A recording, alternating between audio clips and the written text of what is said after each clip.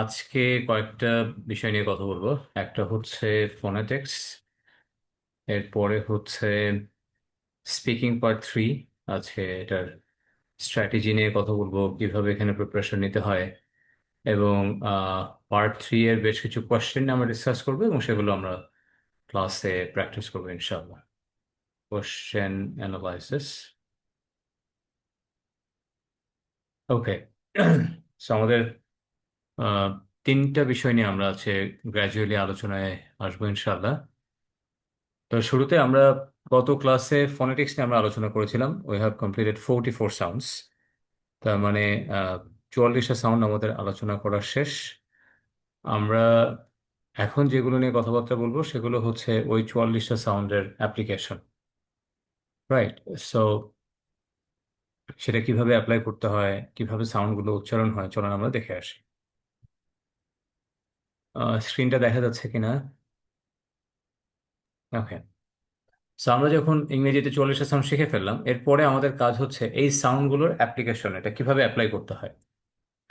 এটার জন্য সবচেয়ে বেস্ট পারফর্ম হচ্ছে কেমব্রিজ ডিকশনারি। আমরা এখানে যেতে পারি। এখানে গেলে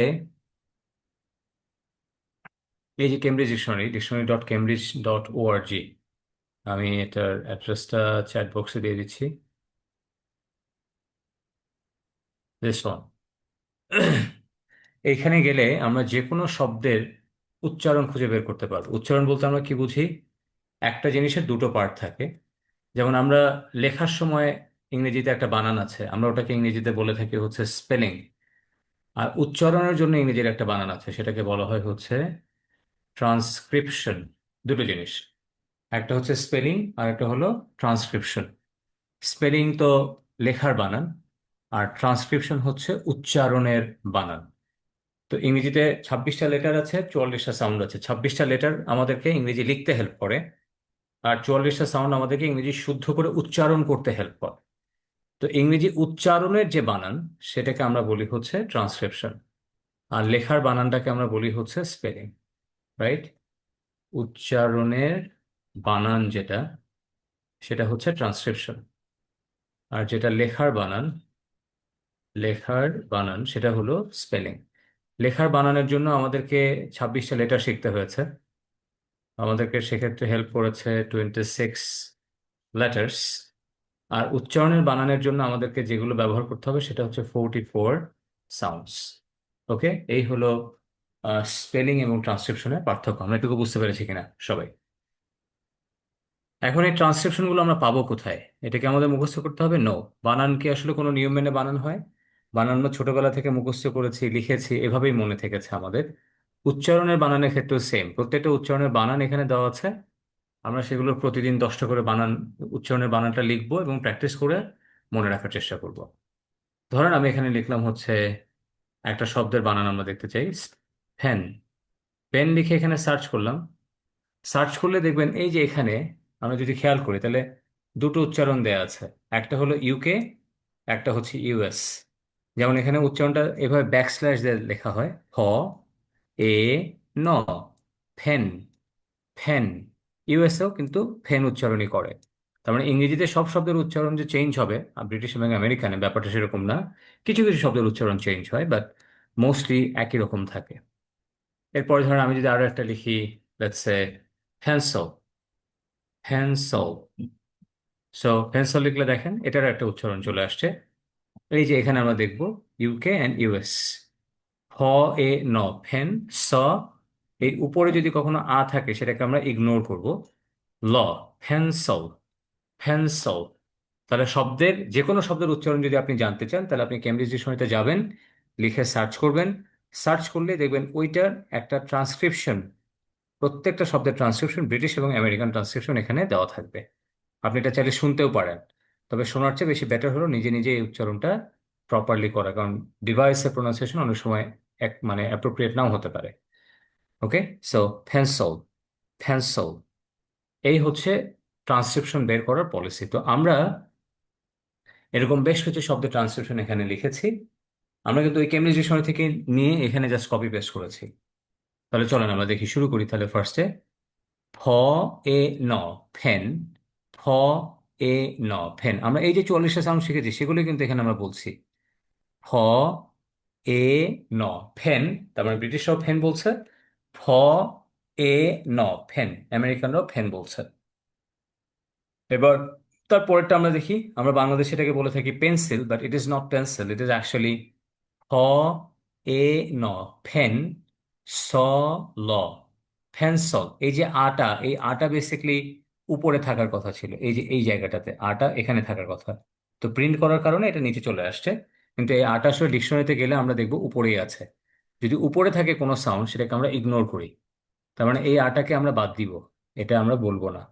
তাহলে উচ্চারণটা কি হবে? ফ এ ন ফেন স ল সল ফেন্সল ফেন্সল ফেন্সল, এই আটা বাদ দিয়ে দিব। এবার ফ এ ন ফেন, এই ঠটা আমাদের উচ্চারণ করার দরকার নেই। স ল, এই আটাও কিন্তু উপরে চলে গেছে। তাহলে উচ্চারণটা কি হবে? ফ এ ন ফেন স ল ফেন্সল ফেন্সল ফেন্সল। তাহলে এটা হলো ফ্যান। ব্রিটিশ ইংলিশেও ফ্যান বলা হয়, আমেরিকান ইংলিশেও ফ্যান বলা হয়। এটা ব্রিটিশ ইংলিশে ফেন্সল, আমেরিকান ইংলিশেও ফেন্সল, নট পেন্সিল, ফেন্সল ফেন্সল। এরপরটা দেখি আমরা। ঠ, এই যে এই সাউন্ডটা, এটাকে আমরা কি বলবো? এই ঠেই ব ল টেবল টেবল। ছ এই ব ল টেবল টেবল। এটাও খেয়াল করেন, আমেরিকানরাও তাই বলছে। ঠ এই ব ল টেবল টেবল টেবল। আমরা বলে থাকি table, but it is not table, it is actually table table. Okay. এরপরটা দেখেন, আমরা এটাকে বলি chair, but how does it pronounce? Let's have a look. চ এয়া, এই যে ডিপথং আমরা পড়েছি এয়া, আর এই রটা এই উপরে আছে মূলত। উপরে থাকার কারণে এই রটাকে আমরা ইগনোর করব। ব্রিটিশ ইংলিশের র সাধারণত লাস্টে থাকে, এই জন্য এটাকে আমরা উচ্চারণ করি না। সেটার উচ্চারণ কি হবে? চ্যা চ্যা। র উচ্চারণ করবে না ব্রিটিশরা। সো চ্যা, চ এয়া চেয়া। আমরা যদি 44টা সাউন্ড ভালো করে পড়ে থাকি তাহলে এটা ধরতে পারবো এখন আমরা। এটা হলো চ সাউন্ড, এটা হলো এ সাউন্ড। চেয়ার, চেয়ার না বলে ওরা রটাকে সাইলেন্ট করে দেয়, চ্যা চ্যা। আর আমেরিকানরা বলছে চ এ র, চেয়ার চেয়ার চেয়ার চেয়ার। তাহলে আমেরিকানরা র বলছে, ব্রিটিশরা রটাকে ইগনোর করছে। এই রটা মূলত উপরে ছিল, প্রিন্ট করার কারণে নিচে চলে এসছে। সো র উপরে থাকা মানে, র শেষে থাকা মানে ব্রিটিশ ইংলিশে র উচ্চারণটা হবে না, সাইলেন্ট থাকবে। এরপরে ব উ খ বুক, ব উ খ বুক।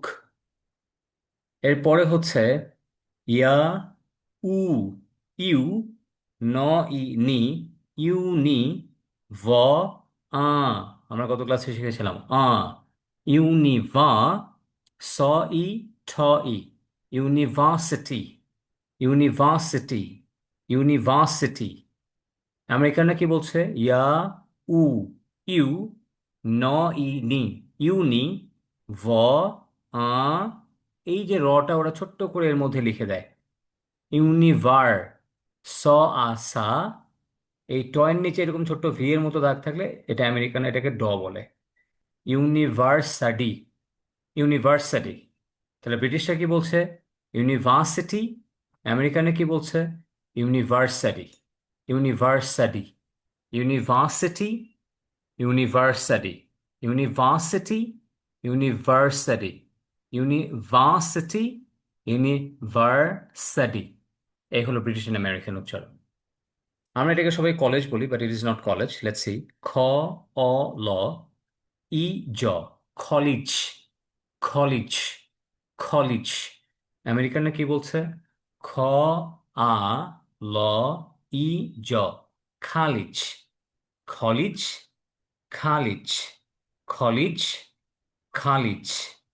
ওকে, একটা হলো খলিজ আর একটা হচ্ছে খালিজ।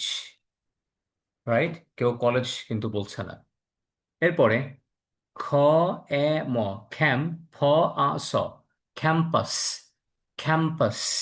ব্রিটিশ এবং আমেরিকানরা সেম উচ্চারণ করে। ফ ই ল ড, ফিল্ড, ফিল্ড, ফিল্ড। এরপরে আ ড, আট, ম ই ন ই স, আডমিনিস, ঠ র এই, অ্যাডমিনিস্ট্রেশন, ন, শন। এই আটা উপরে থাকবে, যার কারণে এটা আমরা ইগনোর করব। Administration, administration. তাহলে এটা ব্রিটিশ এন্ড আমেরিকানরা একইভাবে বলবে, অ্যাডমিনিস্ট্রেশন, অ্যাডমিনিস্ট্রেশন। তাহলে আমরা কয়েকটা শব্দের উচ্চারণ শিখলাম, তাহলে গো ফর ইট, আমরা আবার বলি। এটা হচ্ছে pen, pen, pencil, pencil, table, table, chair. ব্রিটিশরা র বলবে না এখানে, যেহেতু র লাস্টে আছে। আমেরিকানরা বলবে চেয়ার, চেয়ার, চেয়ার। এরপরে বুক, বুক। University, university. আমেরিকানরা বলবে university, university. College, college. Campus, campus. Field, field. Administration, administration. Okay. তাহলে খেয়াল করেন, এখানে যে 10টা শব্দ বললাম, 10টা শব্দই কিন্তু আমরা ভুল উচ্চারণ করি আমরা আমাদের দেশে। ওকে, যার ফলে আমরা স্পিকিং এ একেবারে বেসিক লেভেলের শব্দের উচ্চারণে যখন ভুল করি, তখন আমাদের মার্কস এমনিতেই রিডাকশন হতে থাকে। এরপরে ঠ ই চ আ, এই লাস্টে ব্রিটিশরা র বলবে না, তাহলে উচ্চারণে কি হবে? টিচার। আমেরিকানরা বলবে ঠ ই চ আ, এর সাথে র যুক্ত হয়ে যাবে, teacher, teacher, teacher, teacher, teacher. এরপরে ল ই ড আ, লিডার, ল ই ড আ র, leader, leader, leader, leader, leader. এরপরে ব র আ, ব্রা, দ, এটাকে আমরা দ সাউন্ড বলি। এরপরে লাস্টের রটা উচ্চারণ হবে না ব্রিটিশ ইংলিশে। Brother, brother. আমেরিকানরা আবার রটা বলবে ব্রাদার, ব্রাদার। এরপরে ফ র এ ন ড, ফ্রেন্ড, ফ্রেন্ড। ব্রিটিশরাও ফ্রেন্ড বলবে, আমেরিকানরাও ফ্রেন্ড বলবে। এরপরে পার্টনার, ফ আ ঠ, ফাট, ন আ না, ফাট না। এখানেও র বলবে না ব্রিটিশরা, এখানেও র বলবে না, ফাট না। আমেরিকানরা এখানে র বলবে, এখানে একটা র মিসিং আছে। ফ আ র ঠ, ফার্ট, ন আ র, নার, ফার্ট নার। ব্রিটিশরা বলবে পার্টনার, আমেরিকানরা বলবে partner, partner, partner.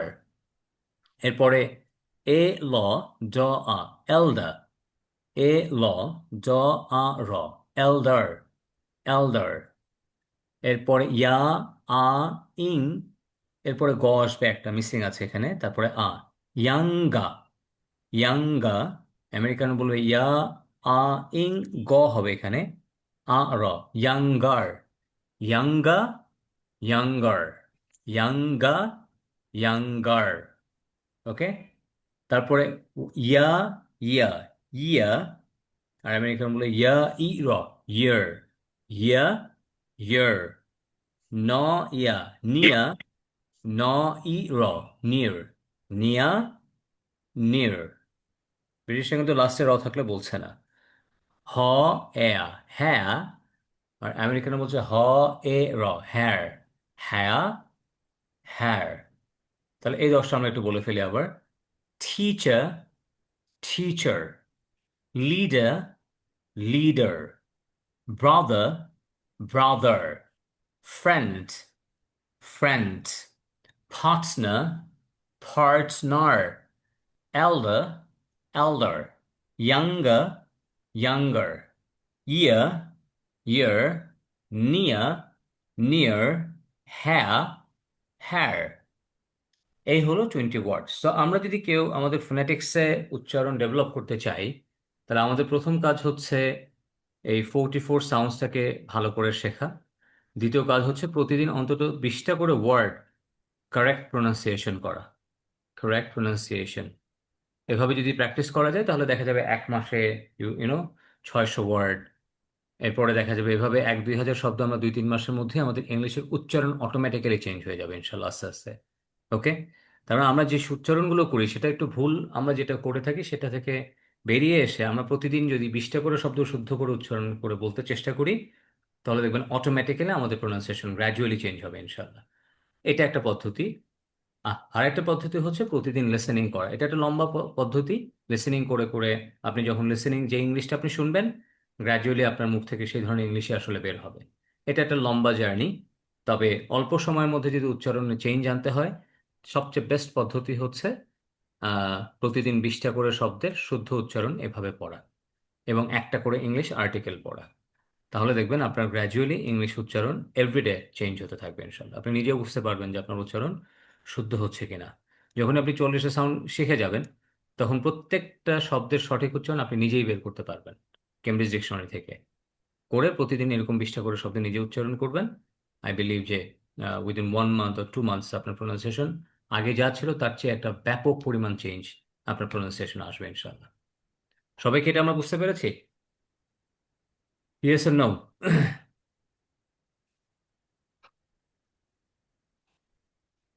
Hmm. Thank you. আচ্ছা, এই হলো প্রোনাউন্সিয়েশন নিয়ে কথা। ইংরেজিতে কখন র উচ্চারণ হয় কখন হয় না এটা নিয়ে একটু বলি। ব্রিটিশ এবং আমেরিকান ইংলিশে একটা পার্থক্য আছে। যেমন আমেরিকান ইংলিশে সবসময় র এর উচ্চারণ হয়, র যেখানেই থাকুক সব পজিশনে র উচ্চারণ হয়। কিন্তু ব্রিটিশ ইংলিশে আমরা দেখব মাঝে মাঝে র এর উচ্চারণ হয়, মাঝে মাঝে র এর উচ্চারণ হয় না। তো র এর উচ্চারণ হয় কখন ব্রিটিশ ইংলিশে? যদি রটা শুরুতে থাকে। র সাউন্ড যদি কোথায় থাকে? শুরুতে। এই দেখেন আমরা বলেছি র সাউন্ড যদি প্রথমে আসে তাহলে র এর উচ্চারণ হয়। যেমন রাইট। আমরা যদি রাইট লিখি তাহলে এটা ট্রান্সক্রিপশনে আমরা দেখতে পাচ্ছি রটা শুরুতে আছে। র আই ঠ, রাইট। যেহেতু উচ্চারণে রটা শুরুতে আছে তাহলে অবশ্যই র এর উচ্চারণ করতে হবে ব্রিটিশ ইংলিশে। এখানে রকে সাইলেন্ট করার কোনো সুযোগ নাই। বাট র সাউন্ড যদি শেষে আসে তাহলে ব্রিটিশ ইংলিশে র এর উচ্চারণটা করা হয় না। যেমন দেখেন খেয়ার, আমরা যদি এটার উচ্চারণটা দেখি খ এয়া র, এই রটা লাস্টে এসছে, এই জন্য ওরা রটার উচ্চারণ এখানে করবে না, ওরা কি বলবে? খ্যা, খ্যা। আবার দেখেন খ আ র, খার, এখানে র সাউন্ডটা লাস্টে এসছে এই জন্য ব্রিটিশ ইংলিশে র উচ্চারণ করবে না, উচ্চারণটা হবে খাঁ, খাঁ। ওকে। তাহলে প্রথম নিয়ম, র সাউন্ড যদি শুরুতে থাকে তাহলে অবশ্যই র উচ্চারণ করবে ব্রিটিশরা। বাট র সাউন্ড যদি শেষে থাকে তাহলে তারা র এর উচ্চারণ করবে না। ক্লিয়ার? আরেকটা নিয়ম হচ্ছে, র এর পরে যদি ভাওয়েল সাউন্ড থাকে, এই যে আমরা 20টা ভাওয়েল সাউন্ড শিখেছি গতকালকের ক্লাসে, এই র এর পরে যদি এই 20টার কোনো একটা ভাওয়েল সাউন্ড আসে তাহলে র এর উচ্চারণ করতে হবে। যেমন দেখেন ভেরি, ভ এ র ই, এই যে র এর পরে ই সাউন্ড আছে, ইটা একটা ভাওয়েল সাউন্ড, তাহলে অবশ্যই র এর উচ্চারণ করতে হবে। ক্যারি, খ এ র ই, র এর পরে কি আছে? ই, এটা একটা ভাওয়েল সাউন্ড, তাহলে এখানেও র এর উচ্চারণ করতে হবে। তার মানে র এর পরে যদি ভাওয়েল সাউন্ড আসে তাহলে র এর উচ্চারণ ব্রিটিশরা করে। বাট র এর পরে যদি কনসোনেন্ট সাউন্ড আসে তাহলে ওরা উচ্চারণটা বাদ দিয়ে দেয়। যেমন দেখেন নার্ভাস, ন আ র, নার, ভ আ স, ভাস, নার্ভাস। এখানে র এর পরে দেখেন তো ভ সাউন্ড আসছে, ভটা কি কনসোনেন্ট সাউন্ড, এই জন্য ব্রিটিশরা এখানে রটাকে বাদ দিয়ে দেবে, উচ্চারণ করবে নার্ভাস। নার্ভাস না বলে ওরা বলবে নার্ভাস, নার্ভাস, এই রটা বাদ হয়ে যাবে। যেমন এই যে পার্টনার, এখানে দেখেন রয়, এখানে একটা র ছিল কিন্তু র এর পরে যেহেতু ঠ আসছে এই জন্য রটাকে ওরা বাদ দিয়েছে, এই জন্য উচ্চারণ হয়েছে ফাটনা, ফাট না। ব্রিটিশরা কিন্তু লাস্টে থাকলেও বলবে না, আবার র এর পরে যদি এরকম কনসোনেন্ট সাউন্ডও আসে তাহলে সেখানেও র বলবে না। এই হচ্ছে ব্রিটিশ এবং আমেরিকান ইংলিশের পার্থক্য। তাহলে আমরা যেটা বলবো সেটা হচ্ছে আমেরিকান ইংলিশে অলওয়েজ রয়ের উচ্চারণ হয়, এটা একটা আর্ট আমেরিকান ইংলিশে। বাট ব্রিটিশ ইংলিশে আমরা মাঝে মাঝে রয়ের উচ্চারণ হতে দেখব, মাঝে মাঝে রয়ের উচ্চারণকে আমরা সাইলেন্ট হতে দেখবো। এটা কিন্তু আমাদের লিসেনিং এর ক্ষেত্রে হেল্প করে অনেক ক্ষেত্রেই। তাহলে কখন রয়ের উচ্চারণ করবে ব্রিটিশরা? যদি রটা শুরুতে থাকে এবং রয়ের পরে যদি ভাউল সাউন্ড থাকে, এই দুটো ক্ষেত্রে রয়ের উচ্চারণটা হয়। আমি আবারও বলছি, র সাউন্ড যদি শুরুতে থাকে এবং রয়ের পরে যদি ভাওয়েল সাউন্ড থাকে, ভাওয়েল সাউন্ড কি 20টা, যে কোনো একটা ভাওয়েল সাউন্ড যদি থাকে রয়ের ইমিডিয়েট পরে, তাহলে ওরা রয়ের উচ্চারণ করবে। আর কখন করবে না? র সাউন্ড যদি শেষে থাকে তাহলে র করবে না উচ্চারণ, ওরা ওখানে রটাকে সাইলেন্ট রাখবে। আবার র এর পরে যদি কনসোনেন্ট সাউন্ড আসে, 24টা কনসোনেন্ট সাউন্ডের যে কোনো একটা আসে, তাহলে ওরা ওখানেও র এর উচ্চারণটা করবে না। এই হলো দুটো নিয়ম, আর কিচ্ছু না। তাহলে আমরা যদি বলি যে র এর উচ্চারণ তাহলে কখন হবে, সংক্ষেপে যদি আবার বলে দিই তাহলে কি হবে, র যদি কোথায় থাকে, র শুরুতে থাকলে উচ্চারণ হবে, আর র এর পরে যদি ভাওয়েল সাউন্ড থাকে, ভাওয়েল সাউন্ড আমি বাংলায় লিখে দিলাম, র এর পরে ভাওয়েল সাউন্ড থাকলে ওরা র এর উচ্চারণ করবে। আর র এর উচ্চারণ করবে না কখন, র এর উচ্চারণ ওরা করবে না হচ্ছে র যদি শেষে থাকে, র যদি শেষে থাকে, তাহলে আমরা দেখব র যদি শেষে থাকে আর র এর পরে যদি কনসোনেন্ট সাউন্ড থাকে, কনসোনেন্ট সাউন্ড থাকে, তাহলে ওরা র উচ্চারণ করবে না। এই হলো র এর নিয়ম। এটার মাধ্যমে আমরা খুব সহজেই ব্রিটিশ এন্ড আমেরিকান ইংলিশ অনেক সময় ডিফারেন্সিয়েট করতে পারি ইজিলি। ওকে, তো আমরা আজকে 20টা শব্দের উচ্চারণ করা শিখেছি, প্লাস একটা নিয়ম শিখলাম যে র কোথায় উচ্চারণ হয় এবং কোথায় উচ্চারণ হয় না। আমেরিকান ইংলিশের ক্ষেত্রে র এর কোনো নিয়ম নেই, কারণ সব ক্ষেত্রেই আমেরিকান ইংলিশে র এর উচ্চারণ হবে। শুধু ব্রিটিশ ইংলিশে যেহেতু মাঝে মাঝে উচ্চারণ হয় আর মাঝে মাঝে হয় না, এই জন্য ব্রিটিশ ইংলিশের ক্ষেত্রে আমাদের র এর উচ্চারণটা শিখে রাখা দরকার। আমরা যখন লিসেনিং করব বা স্পিকিং করব, দুটো ক্ষেত্রেই আমরা কিন্তু র এর এই ব্যাপারগুলো আমাদের মাঝে মাঝেই কানে আসবে, সেটা একটু আমাদের মাথায় রাখতে হবে। ওকে, আচ্ছা, এখন আমরা আজকে আলোচনা করব, let's go for it, IELTS এর speaking part 3। Okay, let's see speaking part 3 জিনিসটা আসলে কি। IELTS speaking part 3, speaking part 3 কে আমরা নর্মালি বলে থাকি যে এইখানে এটা হচ্ছে একটা ডিসকাশন সেকশন।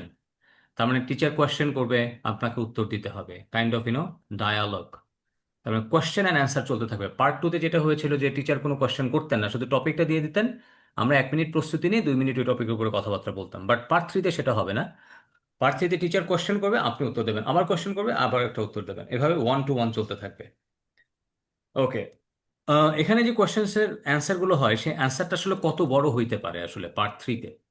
অ্যান্সারের লেন্থ হতে পারে 3 সেন্টেন্স থেকে, 8 সেন্টেন্সেস পর্যন্ত। তার মানে 3টা বাক্য থেকে 8টা বাক্য পর্যন্ত অ্যান্সার হতে পারে। মানে এত বড় অ্যান্সার হতে পারে পার্ট 3 এর কোশ্চেনের অ্যান্সার। এখানে কতগুলো কোশ্চেন করবে ওরা আমাদেরকে, 6 থেকে 7টা কোশ্চেন করে থাকে on an average. It may be less, may be more, দুটোই হতে পারে, বাট আমরা অন অ্যান এভারেজ দেখে থাকি যে 6 থেকে 7টা কোশ্চেন হয়ে থাকে। তার মানে আমাদের এখানে টোটাল টাইম লেগে যাবে কত মিনিট, 6 থেকে 7 মিনিট। তার মানে আমরা এখানে যে কোয়েশ্চেনগুলো করে প্রতিটা কোয়েশ্চেনের অ্যান্সার দিতে আমাদের সময় লাগবে হচ্ছে 30 সেকেন্ড থেকে 1 মিনিটের মতো, এর মাঝামাঝি। 30 সেকেন্ড থেকে 1 মিনিট, এর মাঝামাঝি আমাদের সময় লেগে যেতে পারে এই পার্ট থ্রি এর অ্যান্সার দিতে। ক্লিয়ার? সবাইকে আমরা এতটুকু বুঝতে পেরেছি পার্ট 3 এর ব্যাপারে? Do you understand? Could you please yes or no? Okay,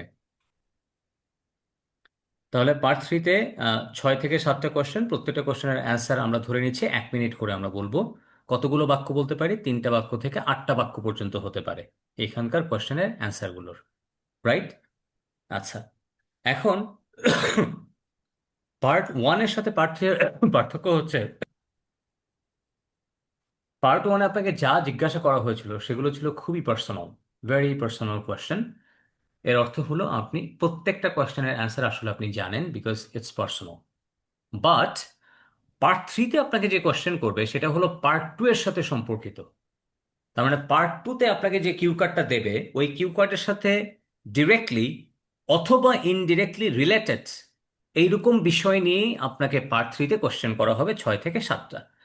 let's আপনাকে পার্ট 2-তে যদি বলা হয় ফেভারিট টিচার, তাহলে আমরা বলেছিলাম পার্ট থ্রিতে তাহলে কি বলতে পারে, এডুকেশন নিয়ে কথা আসতে পারে, ইউনিভার্সিটি নিয়ে কথা আসতে পারে, school college, teachers training, student, education system, এগুলো নিয়ে কথা আসতে পারে, কারণ টিচারের সাথে ওই ব্যাপারগুলো কোনো না কোনোভাবে কানেক্টেড। যদি আপনার পার্ট 2-তে টপিক আসে ফেভারিট মাই মেমোরেবল ট্রিপ, যেমন আমরা গত পরশু বোধহয় বলেছিলাম যে আপনি আপনার একটা মেমোরেবল ট্রিপ নিয়ে কথা বলেন, তাহলে পার্ট 3-তে কি কোশ্চেন হতে পারে সেক্ষেত্রে। পার্ট 2-তে যদি মেমোরেবল ট্রিপ ওই টপিকটা আসে, তাহলে পার্ট 3-তে আপনাকে হয়তো তারা কোশ্চেন করতে পারে যে how many tourist places are there in your country, How do the people of your country earn from tourist industry? What are the opportunities of this industry? Uh, and are there any lackings in this industry in your country? And most of the people of your country, where do they visit as part of their, you know, tourism? এরকম হতে পারে. And how can we develop tourism sector of Bangladesh? What are the limitations of this sector? Can you please describe three most important tourist places of your country? এই ধরনের question তারা আপনাকে জিজ্ঞাসা করতে পারে পার্ট থ্রিতে গেলে. তারপরে যেমন আমরা এর আগে আরো একটা টপিক আমরা পড়েছিলাম গত ক্লাসে, সেটা হচ্ছে যে write down describe an email that you wrote to someone. আপনি একটা ইমেল নিয়ে কথা বলেন যেটা আপনি কাউকে লিখেছিলেন. তাহলে তারা এখানে কি বলতে পারে? ইমেল টেকনোলজি নিয়ে কথা বলতে পারে, যে what's the importance of technology in your country, and how does technology help people to develop the career, and what are the advantages and disadvantages of technology. এই ধরনের কোয়েশ্চেন তারা সেখানে করতে পারে. তার মানে পার্ট টুতে যে টপিকটা থাকবে সেইটার সাথে পার্ট থ্রি এর কোয়েশ্চেনগুলোর একটা সম্পর্ক থাকবে, এটুকু আমাদেরকে বুঝতে হবে. রাইট? আচ্ছা, সো এটাকে আমরা বলেছিলাম যে এটা হচ্ছে একটা ডায়ালগ. টিচার কোয়েশ্চেন করবে, আপনি অ্যান্সার দেবেন, কোয়েশ্চেন অ্যান্সার চলতে থাকবে পার্ট ওয়ানের মতোই. কিন্তু পার্ট ওয়ানটা ছিল ব্যক্তিগত, পার্ট থ্রিটা হচ্ছে কোনো একটা টপিক যেটা আপনার ব্যক্তিকে কেন্দ্র করে হবে না, সেটা বিভিন্ন বিষয় নিয়ে হতে পারে. ওকে, এই হচ্ছে পার্ট থ্রি এর ব্যাপারে বেসিক কথাবার্তা. এবার আমরা একটা আহ, কিছু কোয়েশ্চেন্সে চলে যাই তাহলে, আহ, যে কিভাবে আমরা এই কোয়েশ্চেন্সগুলোর অ্যান্সার দিব পার্ট থ্রিতে. Let's see. যেমন ধরেন আমাদেরকে যখন পার্ট থ্রিতে কোয়েশ্চেন দেওয়া হবে তখন আমাদের প্রথম কাজ কি?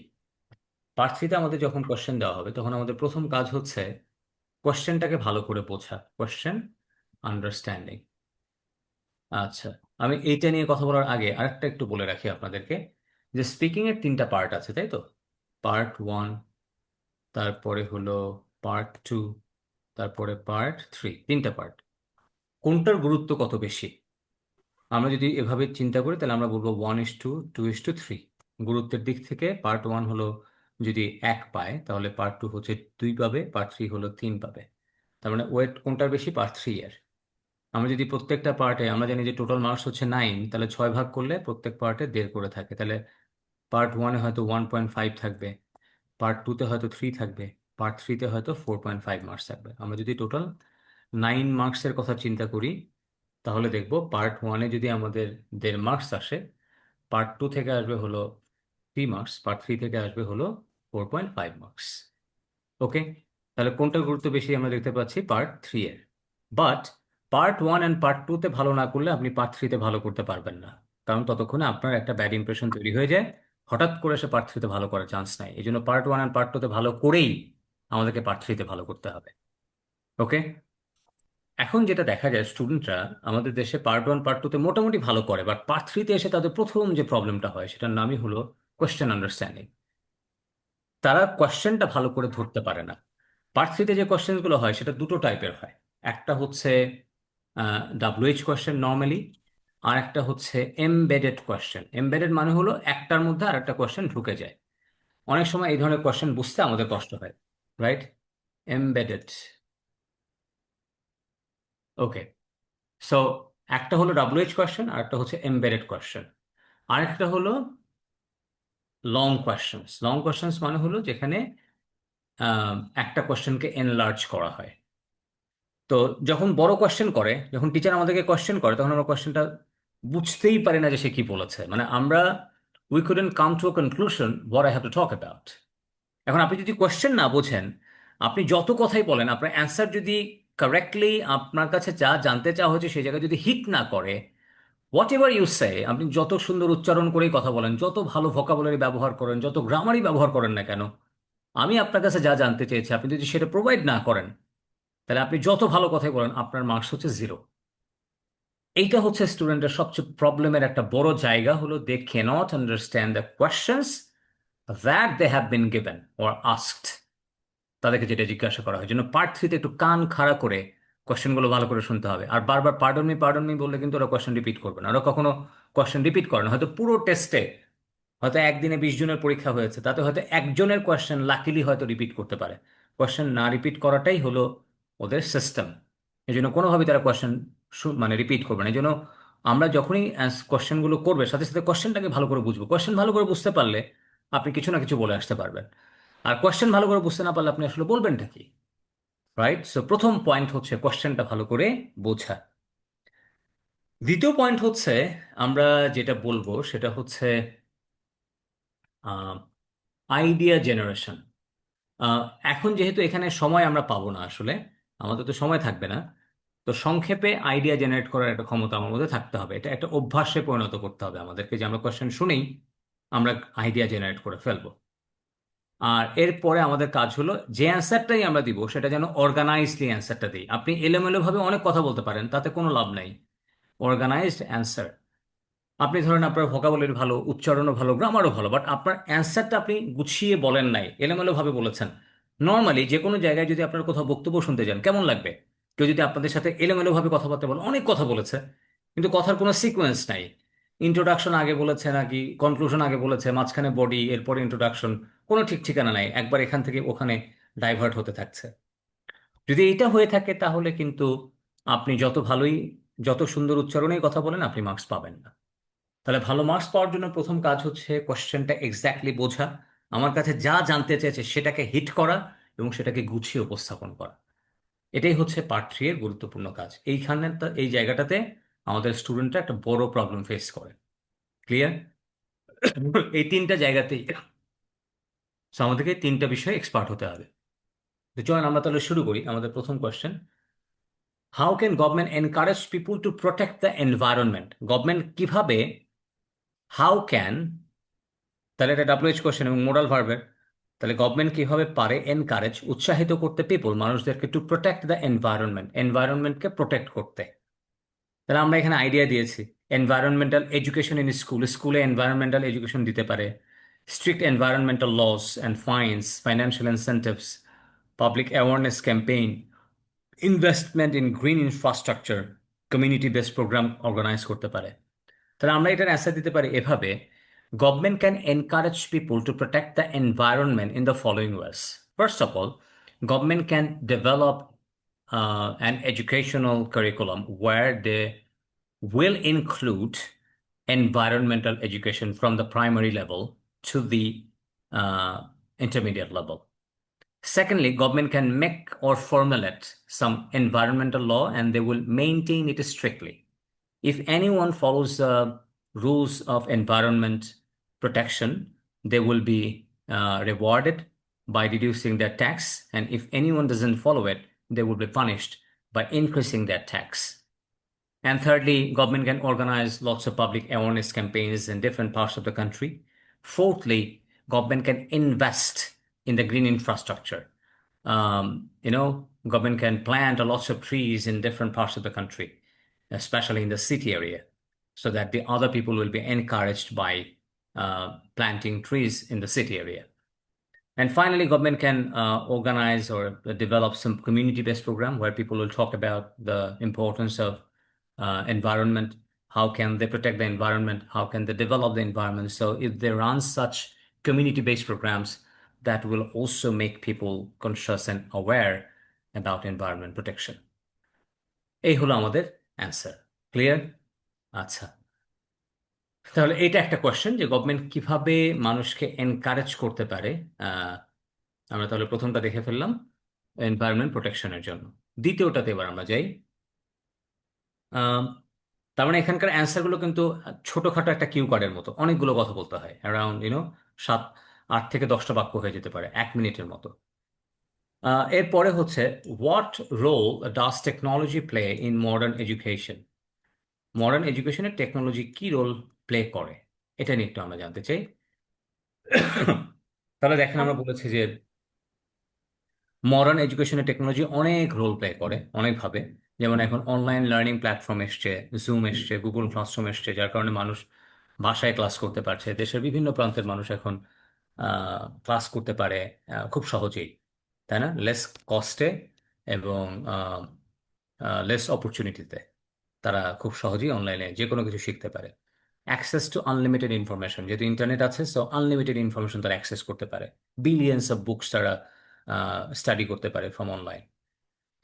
ইন্টারেক্টিভ লার্নিং সিস্টেম, কারণ আজকাল টেকনোলজি আসার কারণে ক্লাসরুমগুলোতে স্মার্ট বোর্ড ব্যবহার করা হচ্ছে, প্রজেক্টর ব্যবহার করা হচ্ছে, এবং অনেক অ্যাপস অ্যান্ড সফটওয়্যার ব্যবহার করা হচ্ছে, যার কারণে স্টুডেন্টরা যে কোনো একটা টপিক খুব প্রপারলি বুঝতে পারছে। ফোর হচ্ছে distance education opportunity.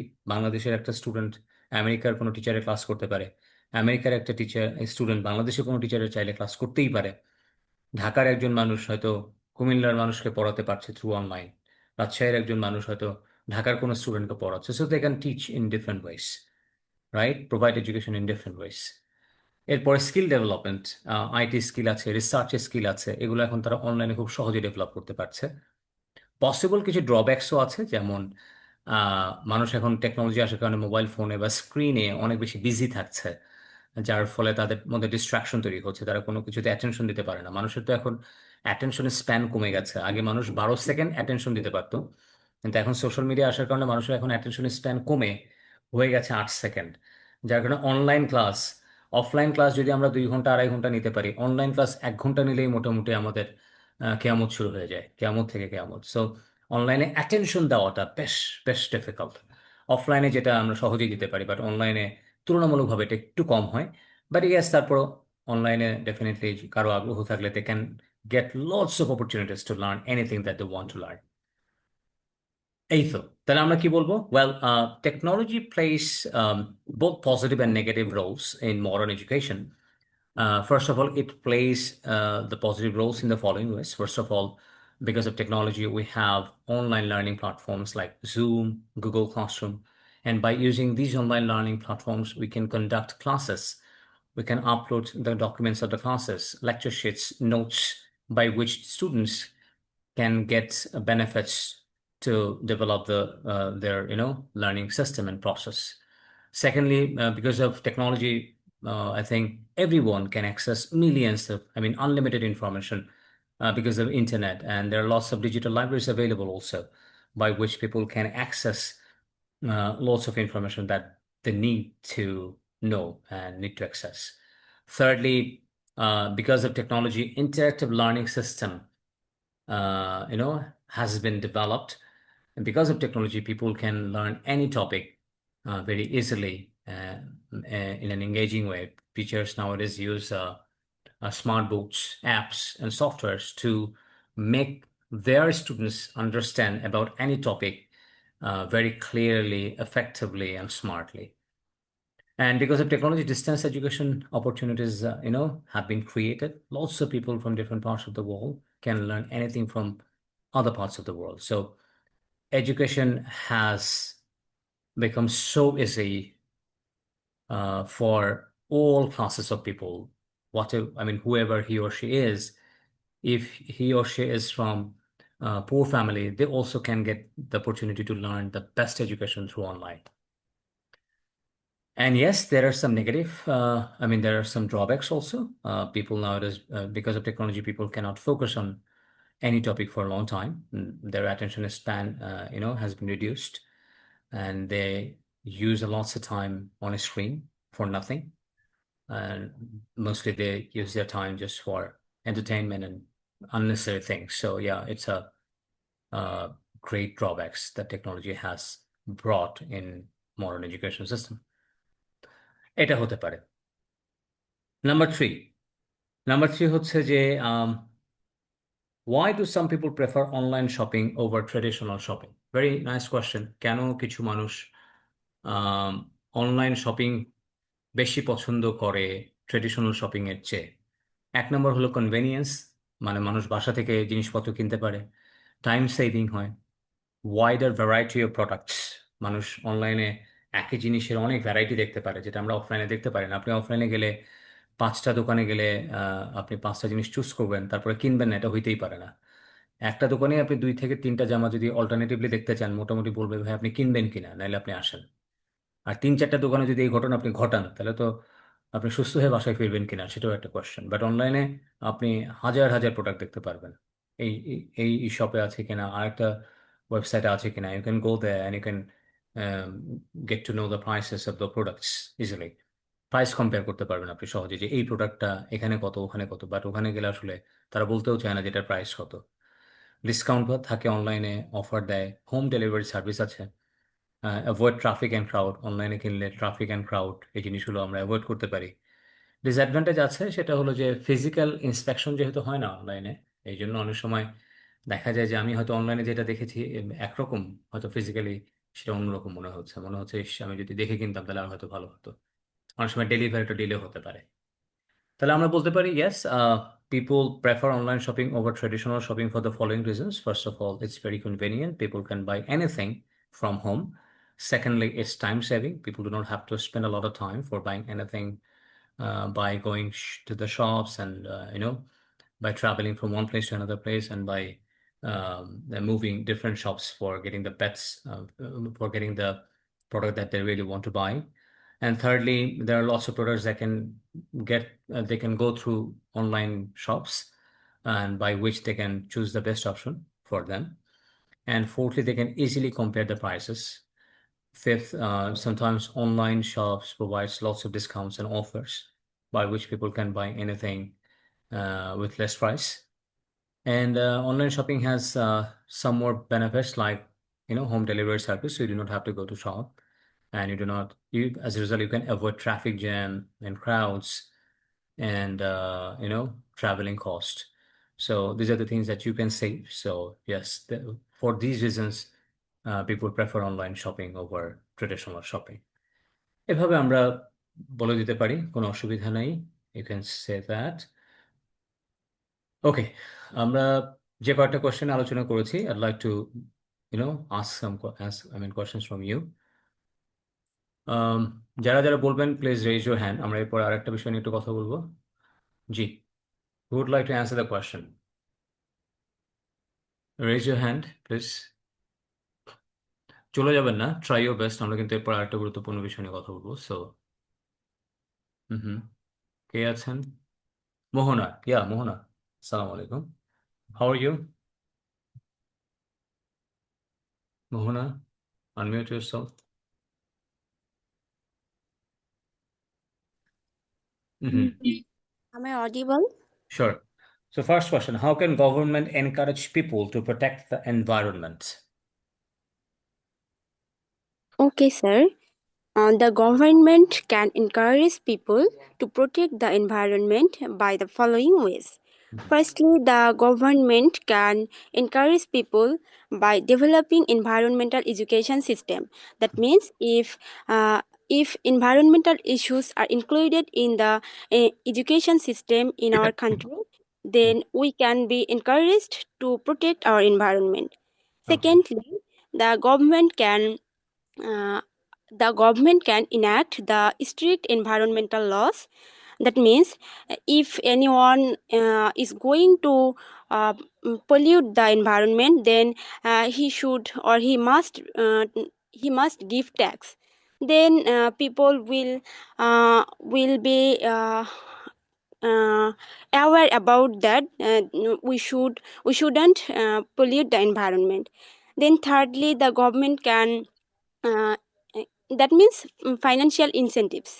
And thirdly, the government can create public awareness by comparison in various ways.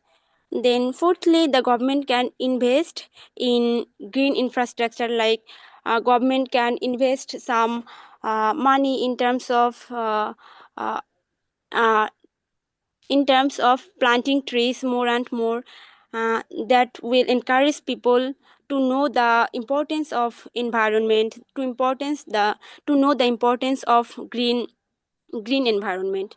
Then the government can encourage us uh, by um, by community based program. It can help the people to know the importance of a safe environment, and to know the importance to protect the environment, because it's not only actual environment, it's the saver of our life. It will be it will be understandable by the people. That's it, sir. Thank you. Thank you very much. So what role does technology play in modern education? What do you think? In modern education, technology plays a very important role, I can say, because in terms of modern education, we can online learning platform is open for everyone, like Zoom, Google Classroom, Meet, etc. And there is unlimited access of information. Because there is no not available books in our room, in our hall, or in our library. But if we want to get access of every books or in any types of book, we can get it in the online platform. That's why technology plays an important role in this way. Secondly, in terms of skill development, like that, if I want to learn IELTS preparation, or if I want to take IELTS preparation in offline, I actually am not able to do that. But in terms of online, I can do it now in this moment. uh, so it's skill development. Thirdly, we can take, I have said that online books from any site. And there is another point that's play an important role, and that is interactive learning system. Here the teachers can observe the students mood, because they can randomly question, and that's why they can understand the students mood, that whether they are in with them or not. There's and Thank you. Thank you otherwise very much. okay. Excellent. Thank you. Mohana, then I'd like to ask Tania Rahman. Can you hear me? Tania Rahman. Yes, sir. All right. So why do some people prefer online shopping over traditional shopping? Uh, some people prefer online shopping over traditional shopping because it is more convenient. People do not have to go to market. They can shopping from home. It is also a time saving. People can save a lot of time by shopping online. They don't have to go to the market, and they actually they can save a lot of time.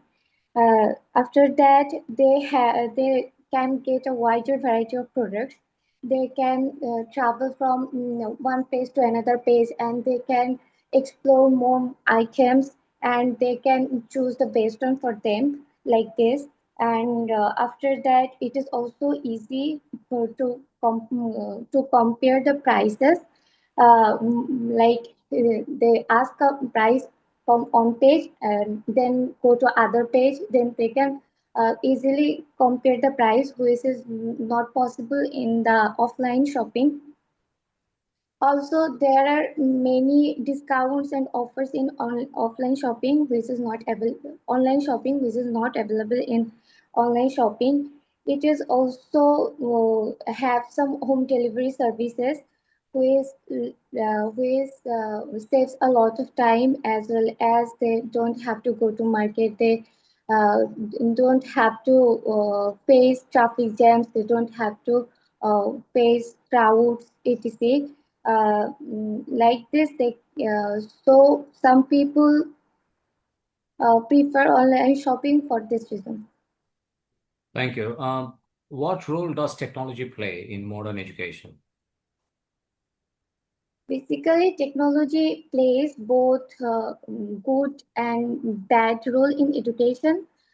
If I have to say about the advantages, then we can say that there is a lot of online learning platforms available nowadays, like Zoom, Google Classroom, etc. So students can learn from them easily. They also can access to unlimited information. There is a huge information on Google, internet, so they can accumulate a lot of information from them. They also can take interactive learning. Some people also can take distance education opportunities. Like from one country to, they also can take another country's education system. It is also very helpful for skill development.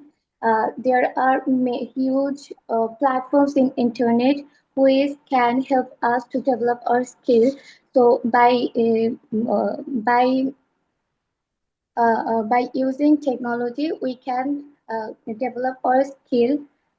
It is also has some drawbacks, like online technology often causes distraction. People always waste their time in scrolling Facebook or online without learning anything, but only they are just scrolling. This is also causes screen addiction, which is a major problem. I think it causes wasting time. Also, it causes eye problems for the child, and I think it is not so much convenient for the child. That's it, Thank sir. you. Thank you very much. Habiba, can you hear me? Yes, sir, I can hear you. How can governments encourage people to protect the environment? I feel like government plays a vital role in protecting the environment, and for that they try to encourage the people first of all, and to do that they can do many kind of things. For example, they can start awareness programs, and they can like include that in school systems from the primary level to intermediate. They can teach and they can aware people and students so that they are aware that, oh, which is good or which is bad for the environment. After that, what government can do is they can like produce subsidies or tax reduction, like according to the like behavior of a like person. So if a person like pollutes or does bad to environment, they are like punished by increasing their tax. And if someone does good for the environment or does plants trees or something, then they are rewarded with tax reduction and stuff. Also, government can encourage people by like encouraging like by what should I say, government can also launch programs that will be really helpful, like in creating awareness among the people. And also government can, sorry, I'm a bit lost, but government also like, yeah, they can, Thank you. I'm sorry. Lost হয়ে যাবে না, lost হলে বলা যাবে না. Yeah. Okay. What role does technology play in modern education? Okay, so in modern education, technology plays a massive role, and sometimes, like mostly, it's positive, but in other cases, it's also negative. So the positive roles are like technology provides us a huge resources, the Google, the internet, the ebooks, and we can get free books and resources from it. Also, it helps us to like engage in classes like Google Classrooms, the Zooms, like that helps us to conduct meetings, classes very easily. Technology also gives us easy access to collaborate with our peers around the world, and through that, we can learn from them and share our ideas and stuff. Also, we can learn from the teachers around the world, and we can use the resources like Coursera and also the Oxford libraries and everything. So it has made everything so available. So even poor people who can't afford like luxury education, they can also access the free sources from the free sites. And also, so these are the mainly positive things. It has also some negative things, like it makes us like screen addict, and sometimes we just focus on other things rather than like studying, and that all hampers our study and basically our whole life. So that's it. All right. So why do some people prefer online shopping over traditional shopping? Okay, so I feel like in this generation, many people prefers online shopping rather than traditional shopping, and that has to be because online shopping has many positive sides nowadays. Like for example, there are variety of options available in online, and also we can check the prices everywhere. And also for online shopping, we don't have to go out and waste our time roaming around the markets in the hot sun and in the like severe weather. And also there are many, like there are much comfortable, many people prefers that they want to enjoy their comfort and don't want to go out and stuff. Moreover, in online shopping, people can also have like home delivery, home services. So it is very much convenient for modern life. And some people, through this, like the traditional shopping is being skipped out nowadays. But there are also some drawbacks, like the cloth quality or the product quality. We can't check that. And sometimes the online like authorities, sometimes Thank you very they much scam us. for your nice try, I must say. But তোমাকে যেটা করতে হবে সেটা হলো যে like শব্দটা বারবার আসছে, that you can avoid. So you could say like, Yep. sometimes you could say I think, I mean, what I'd like to say, what I guess, what I wanted to say. Okay. So there are many filler words or connectors that you can use instead of like. Because when you use like Yeah. repeatedly, then it looks weird actually as a listener, right? So you should avoid it strongly. Other Yep. than that, it's okay. But I think when you try to organize the answer, you're facing some trouble, I think. So Yep. you have to practice a lot. I think you have a little bit of speaking fluency. You know English very well, I must say. Your pronunciation is good. Vocabulary is also good. Grammar is okay. But you just need to work out for the questions. Just you need to generate the ideas about the questions. If you have idea, Yep. then I believe that you can get good marks in the test, because when you have idea, then you will not use like repeatedly or any other connectors or filler words, right? Yes, I was trying to like not memorize the answer and I just understand. No need to trying to, memorize yeah. it, but collecting ideas is not about memorizing the answer. If you have Yeah. idea, then easily you can say that, right? So Yes. you have to work out for it. Thank you. Yeah. Thank you. Sheetal, can you hear me? Hello, am I Um, audible? yeah. So tell me, how can government encourage people to protect the environment? So thank you for the opportunity. Government can play a vital role to protect the environment. Government can try to introduce new programs to our people, and I believe too the awareness may come through the new generation, so they can introduce different programs to the children in primary sections or high school sections, so they may practice those good practices which may help us to protect the environment throughout their life. And they can also introduce some incentives to the big businesses. As we know, we are mainly RMG focused, and so there are many byproducts or waste that may hazard our environment. So we may also introduce ETP plant or something like that. If any factories use that, we may give them incentives in their taxes or give them a special benefit.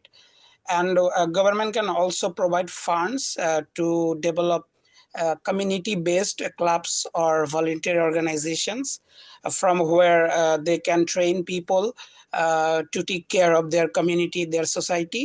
From that little small impact, we can create a large impact and help protect the environment overall.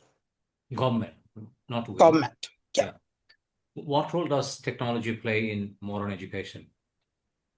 Technology plays a massive role in modern education. Recently, after the COVID-19 pandemic, we saw how the technology played a vital role in modern education. The whole education system quite changed over the night. We got the Zoom, we got the Google Meet, and different platforms from where our traditional education got shifted. And the one of the main benefit that role that technology played that amazed me was like I can sit here in Bangladesh and participate in a class in USA where a Harvard teacher can teach us. This is like I don't think this ever happened in life ever in the earth, and Without technology. Without technology. Yeah. okay.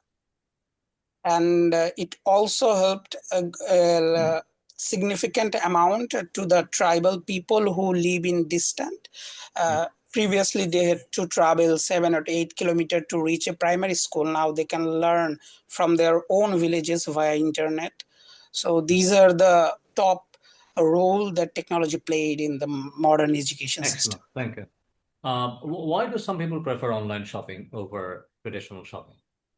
Many people recently adapted from conventional shopping to the online shopping system. So if I tell about me, I'm a bit introvert person. I like not to talk to people a lot. So from in online, I can easily browse through the different products and compare the other product, and I can avail different discount rate, which I may not be able to avail them if I go through the store and everything. And also it also saves quite a lot of time to the people, those who are in work or those who are busy, or those who have different engagement in that same time. They can also check up their phone and try to buy something from there. And as the new online delivery system had introduced on that, uh, it cost our energy, time, and also sometimes money too. I Okay. think these are the reason that people sometimes prefer online shopping over traditional shopping. Thank you. Thank you very much, Shito, for your answer. Thank you. Nikita, can you hear me? Hello, sir. Assalamualaikum. So, okay. So, what role does technology play in modern education? Okay. Uh, in modern education, technology plays a crucial role for like education. So, if I say about myself, like just because of technology, I'm talking in front of you and I'm learning something from you. So, without technology, it will be never possible to learn something from this era. So, it's 21st era. We are totally dependent on technology. So if I need something information, we actually go to Google and different kind of online like platform like Google or like Zoom and Google Meet. Just because of this platform, we are learning a lot of information, a lot of knowledge from our teachers who actually not so much like not live beside us. So we actually, when I need some information or some books or any kinds of learning accessories, it's not possible that everything is like located beside us in our room or in our library or in our classroom. So we have to depend on like online or what should I say, like digital libraries. So just because of digital libraries, we can find lots of information, lots of like knowledge. So another thing is interactive learning. So I'm talking in front of you and I'm learning from you. It's not it will be never possible without technology. So another thing is like in these like in Bangladesh, if I say, there are different kinds of people who has not like ability to go to like college or university. So just because of technology, they are learning from their home over the world. So I think technology has a enormous role in modern education, but it has some like drawbacks. So we are actually very much dependent on online, and we always like waste our time by scrolling mobile phone and also like social media. Actually, it actually affects our body, our health, and also our like attention. Thank you. Why do some people prefer online shopping over traditional shopping? Okay. People actually prefer online shopping over traditional shopping in this time. So if I say about myself, I always prefer online shopping over the traditional shopping. So there are some reasons why actually I prefer online shopping over traditional shopping. It actually goes to other people too. So first of all, it is very time consuming process. So from my home or from my room, I can buy lots of things, but it's not possible like when I need something, I will go market. It actually it means I'm like going through traffic jam or crowd. So I think people actually prefer online shopping just because of wider variety of products. So from online you can find different kinds of different kinds of website, and you can also compare the price of products. So it is not possible in offline shopping. So another thing is discounts and offer. You can find a discount and offer from online shopping, but it's not possible in offline shopping, because if you need discount, you have to go different kinds of shop, but it is not possible for us because we have like little time. Another thing is like home delivery service. We can find product from our room. So I think it's really convenient online shopping rather than traditional shopping. Thank you. How can government encourage people to protect the environment? Okay, how can government encourage people to protect the environment? So people can play a crucial role to protect the environment. First of all, like government is an administrative authority, so they should actually make awareness for the environment. First of all, they can actually introduce or launch what is environment for the people. If government able to convey what is environment to the people, then it will be very easy to think about the protection of environment. And for that they can introduce like education system. They can introduce part of environment protection in very like primary level, because the children they actually think a lot of things. They think a lot of things from their childhood. So if government able to convey the children from their childhood, they actually able to protect their environment. And for that they can launch like very realistic program, field work, like what is environment, how can we protect our environment, and what will be the importance to protect our environment. It will be very convenient. And another thing is like seminar and symposium. Government can introduce different kinds of environmental seminar, so that people, the like mass people, can aware about the environment and what will be good for their life, and how can we actually protect our environment. And another thing is tax and punishment. So if government enact tax for protecting the environment, like if anyone pollute their environment simultaneously, then they can add they can enact tax for that people. So I think people will be aware to protect their environment just because of tax. So I think by this process we can, like government can protect our environment. Thank you, sir. Thank you. Environment হয়ে যাচ্ছে, it should be environment. আর আমার মনে হয় যে আরেকটু তাড়াহুড়া কম করলে ভালো। মানে বেশি ইয়ে হলে যেটা হয় যে মাঝে মাঝে কিছু উচ্চারণে গ্যাপ হয়। সো বেটার হচ্ছে যে আরেকটু আন্ডারস্ট্যান্ডেবল করে বললে, যিনি মানে আপনার কথা শুনে যদি এরকম মনে হয় যে আপনি খুব তাড়াহুড়ো, আপনার সময় নেই, এটা যেন না হয়। ন্যাচারালি আমরা বলে যাবো, ফার্স্ট হবে, বাট আমার মধ্যে যেন ওই তাড়াটা না থাকে আর কি। This is my biggest problem. I can't know how can I like be very like slowly. How can I talk এটা slowly? So একটু প্র্যাকটিস করতে হবে ধীরে ধীরে, আর একটু, তাহলে সম্ভবত আরো ভালো লাগবে। okay, thank you, thank sir. You. Irin আচল, can you hear me? Irin আচল। Yes, sir, I can hear you. Okay, so tell me, what role does technology play in modern education? Um, I think modern education, I think technology gives a new dimension in modern education.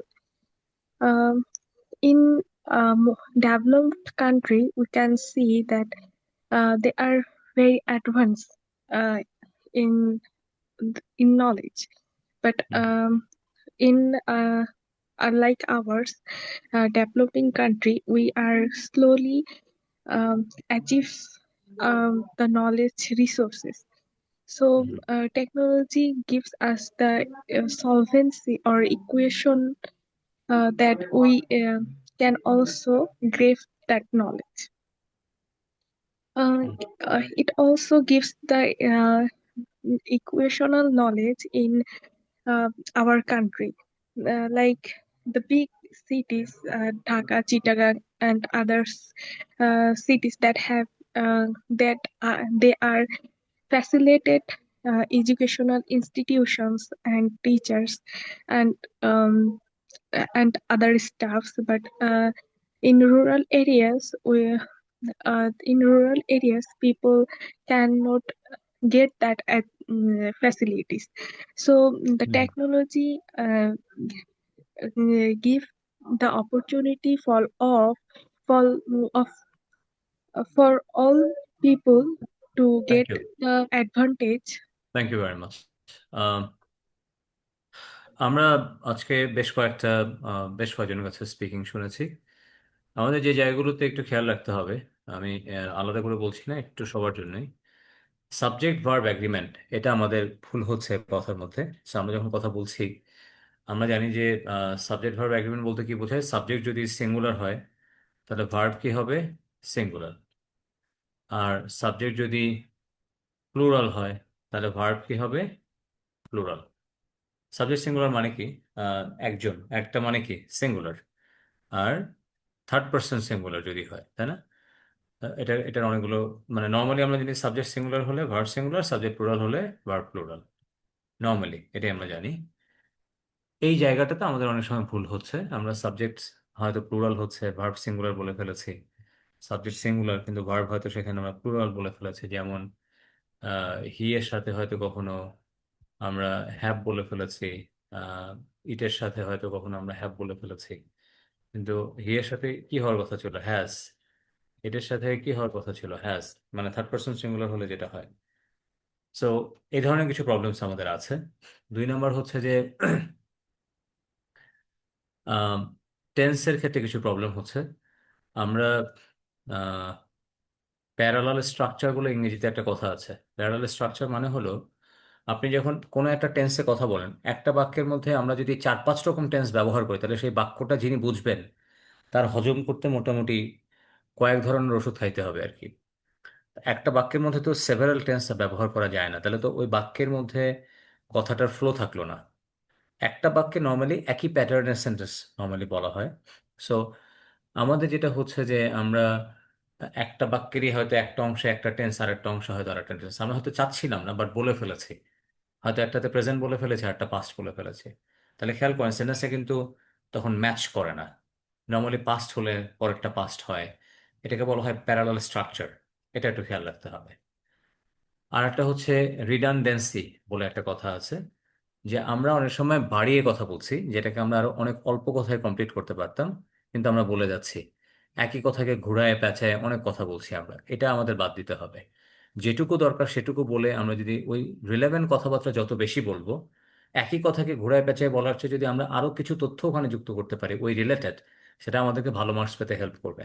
So আমাদেরকে sentence reduce করার চেষ্টা করতে হবে। মানে একই কথা, আমি sentence reduce করতে বলতে বোঝাচ্ছি যে একই কথা যেখানে আপনি এক বাক্যে বলতে পারেন, সেটাকে আপনি 5-6টা বাক্যে বলার কোনো দরকার নেই। এটা যিনি শুনবেন, কমন সেন্স বলে, সে খুবই বিরক্ত হবে নর্মালি। যেমন ধরেন আপনি বললেন যে ভাই আপনার সমস্যা কি, তখন আপনি বললেন যে ভাই, এখন আপনার সমস্যা ধরেন হলো আপনার টাকা নেই। এখন আপনি এসে গল্প করা শুরু করলেন, ভাই আমার তো অনেক সমস্যা, আমার সেই দিন আমি রাস্তায় গেলাম, খেতে গেলাম, টাকা নাই। এরপরে বাসায় আসতে চাইলাম, গাড়িতে উপর টাকা নাই। এরপরে বাসায় যাব, তাও টাকা নেই। তো ভাই এত বয়ান তো দরকার নেই, আপনি শুধু বলেন যে ভাই আমার টাকা লাগবে, টাকা দেন। সিম্পল।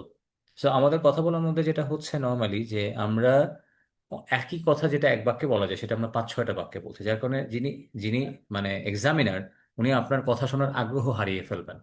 কারণ উনি তো আপনার কাছ থেকে মূল তথ্যগুলো চাচ্ছিলেন কোশ্চেনের। তো আমাদেরকে মূল তথ্যগুলোর দিকে যেতে হবে সবসময়, যে কোশ্চেনে যা চেয়েছে আমরা সেগুলো দ্রুত, মানে সেইগুলোর দিকে আমরা আগাতে থাকবো, একই জায়গায় যেন আমরা স্টাক হয়ে না যাই। এটা খেয়াল রাখতে হবে। ওকে। আচ্ছা, আর একটা হচ্ছে যে অনেকেই মোডাল ভার্ব ব্যবহার করছেন, তো মোডাল ভার্বের পরে তো এটা আপনাদের জানার কথা যে মোডাল ভার্বের পরে অলওয়েজ কি হয়, ভার্বের প্রেজেন্ট ফর্ম হয়। তো এটার ক্ষেত্রে আমরা দেখছি অনেক ক্ষেত্রে আপনাদের ভার্বের সাথে আইএনজি যুক্ত হয়ে যাচ্ছে। সরাসরি মোডাল ভার্বের সাথে তো কখনো ভার্বের আইএনজি যুক্ত হয় না, হয়তো সেটা বি থাকতে পারে, ক্যান বি, মে বি, তার সাথে হয়তো ভার্বের সাথে আইএনজি যুক্ত হতে পারে, বাট শুধু মোডাল ভার্বের সাথে কখনো আমরা ভার্বের সাথে আইএনজি যুক্ত হতে দেখি নাই। এই ধরনের প্রবলেম হচ্ছে। কন্ডিশনালসে কিছু প্রবলেম আমরা দেখেছি। কন্ডিশনালস কয় রকম হয় জানা আছে কিনা আপনাদের? একটা হলো জিরো কন্ডিশনাল, একটা হলো ফার্স্ট কন্ডিশনাল, এরপরে আছে second conditional, right? Second conditional, তারপরে আছে থার্ড কন্ডিশনাল। এই কন্ডিশনালগুলো একটু পড়ে ফেলবেন সবাই কাইন্ডলি। কন্ডিশনাল সেন্টেন্সের কয়টা পার্ট থাকে? আমরা নর্মালি জানি দুটো পার্ট থাকে, তাই তো? একটা হচ্ছে শর্ত, একটা হলো ফলাফল, একটা হলো কন্ডিশন, একটা হলো রেজাল্ট। তো জিরো কন্ডিশনালে কি হয়, দুটোই প্রেজেন্ট ইনডেফিনিট টেন্সে থাকে, শর্তটাও প্রেজেন্ট ইনডেফিনিট টেন্সে থাকবে, ফলাফলটাও প্রেজেন্ট ইনডেফিনিট টেন্সে থাকবে। ফার্স্ট কন্ডিশনালে কি হয়, একটা প্রেজেন্ট ইনডেফিনিট, একটা ফিউচার ইনডেফিনিট। তারপর সেকেন্ড কন্ডিশনাল, তারপরে থার্ড কন্ডিশনাল। এই চারটে কন্ডিশনাল সবাই ভালো করে পড়ে ফেলবেন, স্ট্রাকচারগুলো একটু দেখে ফেলবেন, কিভাবে স্ট্রাকচারগুলো আছে এটা একটু দেখতে হবে, রাইট? আচ্ছা, আরেকটা জায়গায় আমরা প্রবলেম দেখতে পাচ্ছি প্রায়ই, সেটা হলো যে বি ভার্ব, এটার ব্যবহার অ্যাম, ইজ আর ওয়াজ আর, এটাও তো কখনো কখনো সেন্টেন্সের মেইন ভার্ব হিসেবে কাজ করে। তো আমরা কথা বলার সময় অনেক সময় আই অ্যাম, আই অ্যাম অথবা আই ওয়াজ, নর্মালি যদি এরপরে কোনো ভার্ব না থাকে তাহলে এরপরে কি আসবে, নাউন অথবা অ্যাডজেক্টিভ আসবে। যেমন এরকম হয় না যে আমার স্টুডেন্ট, তাই না? আমার স্টুডেন্ট হতে পারে, অথবা আই ওয়াজ স্টুডেন্ট। তার মানে নর্মালি বি ভার্বের পরে কি হয়, নাউন অথবা অ্যাডজেক্টিভ আসতে পারে। কিন্তু আমাদের যেটা হচ্ছে, আমরা অনেক সময় এই বি ভার্বগুলোর ব্যবহারের ক্ষেত্রে আমাদের মুখের মধ্যে অ্যাম কথাটা একেবারে হারিয়ে যাচ্ছে, আই এ স্টুডেন্ট বলে ফেলছি আমরা সবাই। এটা করা যাবে না। সো বি ভার্বের ব্যবহারের ক্ষেত্রে খুব কনসিয়াস থাকতে হবে, খুব ছোট ছোট জিনিস। কারণ গ্রামার ভুল হলে কিন্তু এটা চোখে পড়ে। এটা যিনি শোনেন উনি কিন্তু খুব সহজে গ্রামারটা ভুল ধরে ফেলতে পারেন, খুব সহজে, যে এই সেন্টেন্সে উনি এটা বাদ দিয়েছেন। ক্লিয়ার? সো কথা বলার চেয়ে কথা শোনা কিন্তু খুব বেশ ডিফিকাল্ট কাজ। ভালো বক্তার একটা বড় বৈশিষ্ট্য হলো সে কথা শোনে। কথা যে বেশি শোনে সে আসলে ভালো বক্তা হইতে পারে। তো যার কারণে যারা কথা শোনেন তারা কিন্তু খুব সহজে আপনার প্রবলেমগুলো পিক করে ফেলতে পারেন। এই জন্য আপনাদের কাজ হবে হলো, আপনারা পাঠ্যের আমি আরো 10 থেকে 15টা কোশ্চেন আজকে পাঠিয়ে দিব, আপনারা এই কোশ্চেনগুলো ভালো করে পড়বেন। পড়ে একইভাবে আমি আবারও বলছি সেম কথা, যে আমরা একটা কোশ্চেনটাকে আগে ভালো করে বুঝবো যে আমার কাছে আসলে কি চেয়েছে, আইডিয়া জেনারেট করব। আমি আবারও সেম কথা বলছি, আমরা এরপরে অর্গানাইজডলি অ্যান্সারটা রেডি করব। অর্গানাইজড অ্যান্সার একেবারে গুছিয়ে বলবো, আমরা এলোমেলো কথা বলবো না, রিডান্ডেন্সি মেনটেন করব, প্যারালাল স্ট্রাকচারগুলো মেনটেন করব। তারপরে আমরা ওইটা পারলে 2 থেকে মানে 1 থেকে 3 বার আমরা ওটাকে রিডিং করব সরাসরি দেখে দেখে। আর তারপরে 4 নাম্বার, 5 নাম্বার, 6 নাম্বার আমরা জাস্ট নিজেরা বলবো, just say it without watching the script. এবার না দেখে আপনি আরো বলেন 5 থেকে 7 বার। তাহলে দেখবেন আপনার অ্যান্সার বলার ক্ষেত্রে আমাদের যতগুলো লিমিটেশনস আছে, এই যে গ্রামার ভুল হচ্ছে, কথা মনে থাকছে না, আইডিয়া আসছে না, বারবার একই শব্দ রিপিট হচ্ছে, মামলিং হচ্ছে, এই প্রবলেমগুলো তখন দেখবেন সলভ হয়ে যাবে। পার্ট 3-তে কিন্তু ভালো করাটা খুবই জরুরি যদি ভালো স্কোর করতে চাই আমরা আইএলসে। এই জায়গাটার কিন্তু কোনো বিকল্প নাই। এই জন্য এখানে যতগুলো কোয়েশ্চেন থাকবে সবগুলো কোয়েশ্চেনকে প্রপারলি বুঝে অ্যান্সার রেডি করবেন, রাইট? তাহলে দেখা যাবে এটা ভালো করবেন। এবং এইখানটাতে একটা সমস্যা হয়, স্টুডেন্টরা তাদের ফ্লো হারায় ফেলে। সে একটা কোশ্চেনের অ্যান্সার দিতে গিয়ে হয়তো 3-4টা বাক্য বলেছে, 2টা বাক্য বলেছে, তারপরে কি যেন বলবো ভুলে গেছে। কারণ পার্ট 2-তে তো আপনি নোট নিতে পারতেন। পার্ট 2-তে আপনার জন্য একটা সুবিধা ছিল যে আপনি 1 মিনিট আপনাকে সময় দেওয়া হতো, আপনি নোট নিতে পারতেন, কথা বলতে গিয়ে ভুলে গেলে আপনি প্রয়োজনে নোটটা দেখতে পারতেন। পার্ট 3-তে কিন্তু আপনি এই সুবিধাটা পাচ্ছেন না, আপনাকে পার্ট 3-তে কিন্তু কথা বলে যেতে হবে। তার মানে আপনি কিন্তু এখানে নোট নেওয়ার কোনো সুযোগ পাচ্ছেন না, স্যার কোশ্চেন করবে, আপনি সরাসরি অ্যান্সার দেবেন। সো এইখানে আবার অ্যান্সারগুলো বেশ বড়, মানে প্রায় 30 সেকেন্ড থেকে 1 মিনিটের মতো কথা বলতে হয়। সো অ্যান্সারটা মোটামুটি ছোটখাটো কিউ কার্ডের মতো, কিউ কার্ডের হাফ। বাট আপনি কিন্তু এখানে আইডিয়া জেনারেট করার জন্য আলাদা আপনাকে টাইম দেওয়া হচ্ছে না। সুতরাং এই জায়গাটাতে প্র্যাকটিসটা এক্সটেন্সিভ লেভেলে করতে হবে, আপনাকে কথা বলতে হবে আর আইডিয়া কিন্তু আসতে থাকতে হবে। এটা কখন হয়, যখন আপনি অনেক বেশি প্র্যাকটিস করেন তখন। তার আগে আসলে এইটা হওয়ার কিন্তু কোনো চান্স নাই। সুতরাং এইখানে একটু খেয়াল রাখতে হবে, এই সিস্টেমটা ফলো করে আমরা পার্ট 3-তে একটু সময় দেওয়ার চেষ্টা করবো। পার্ট 1 তো ব্যক্তিগত ব্যাপার, পার্ট 2-তে আমরা সময় পাবো 1 মিনিট করে, বাট পার্ট 3-তে কিন্তু কোনো ব্যক্তিগত কোশ্চেনও হবে না, আবার 1 মিনিট আপনাকে প্রস্তুতির সময়ও দেওয়া হবে না। দুটোর কোনো অপরচুনিটি আপনি পাবেন না পার্ট 3-তে। So you must practice as much as you can if you want to get good score in the test. Okay, এই হলো ওভারঅল কথাবার্তা। তো আমরা চেষ্টা করব, আমরা নেক্সট যখন আমাদের ক্লাস হবে, আমরা ফনেটিক্সের আরও 2-একটা নিয়মকানুন আমরা শিখবো। এরপরে আমাদের পার্ট 1, পার্ট 2, পার্ট 3 তিনটা নিয়ে আমরা আলোচনা করব। এরপরে একদিন আমরা মক টেস্ট নেব ইনশাআল্লাহ। সো সবাই যা যা আমরা পড়িয়েছি সেগুলোর উপর ভালো করে পড়তে থাকেন। আপনাদেরকে 6টা কিউ কার্ড দেওয়া হয়েছে রেকর্ড করে পাঠিয়ে দেওয়ার জন্য। আমি আজকে আরও 10টা স্পিকিং পার্ট 3 এর কোশ্চেনের অ্যান্সার দিয়ে দিব আপনাদেরকে। আপনারা নিজেরা ওটা স্টাডি করবেন এবং ওটাও আপনারা চেষ্টা করবেন ঈদের আগে রেকর্ড করে ভিডিও করে পাঠিয়ে দেওয়ার। ঠিক আছে? সো